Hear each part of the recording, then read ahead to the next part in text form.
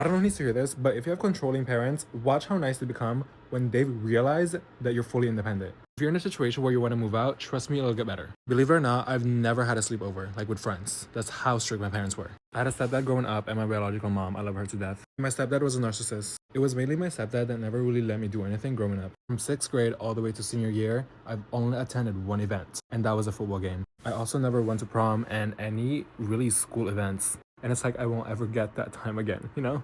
I love my mom. She wasn't as strict, but they were the parents that were like, if you step a foot out that door, I just know you're drinking and smoking. That's why I really never got to do things because I would always think that. But deep down inside me, I know myself and would never do that, you know? Especially at such a young age. And growing up, I would always want to have conversations with them like, why are you like this? But it's like they really didn't give a fuck. Stepdad never respected my privacy or boundaries, and being my mom's therapist was the most tiring job fucking ever. Like, for example, if I was in my room, he would always be like, leave the door open. And trust me, I was that kid who was beyond respectful, but I guess that wasn't enough. And like coming home from school would feel like hell for me. Growing up, I always loved going to school because it was more of like an escape for me. And going home, I would be like, ah, shit, here we go again. Sorry that I'm telling you guys all of these things, but I think now that like I have an audience, it's time to tell you guys, you know? To summarize it, it was exhausting and I was depressed, to be honest. That's why I barely talk to my stepdad anymore because I resent him so much. I already forgave him like in my heart, but it's like I won't ever forget what the fuck you did, you know? Me and my mom still talk, like I'm building that relationship with her. I don't know, that's why growing up, it just created a lifetime pattern for people pleasing and self-betrayal.